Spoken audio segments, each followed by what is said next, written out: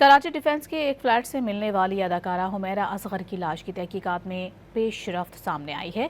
अदाकारा की final medico legal report में नया इंकशाफ किया गया है। रिपोर्ट में बताया गया है कि हुमैरा असगर के कपड़ों पर खून लगा हुआ था। अदाकारा के कपड़ों पर डीएनए नमूना भी मिला है और लाश भी मुकम्मल नहीं थी, जिसके बायस वजह मौत मालूम नहीं हो सकी। पुलिस ज़राए का कहना है कि ब्लड और डीएनए के हवाले से कोई डेटा बैंक मौजूद नहीं। कराची डिफेंस के एक फ्लैट से मिलने वाली अदाकारा हुमैरा असगर की लाश की तहकीकात में पेशरफ्त सामने आई है।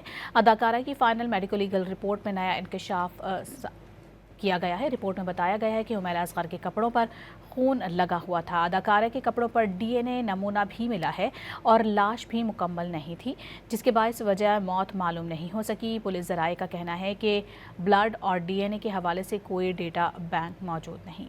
कराची डिफेंस के एक फ्लैट से मिलने वाली अदाकारा हुमैरा असगर की लाश की तहकीकात में पेशरफ्त सामने आई है।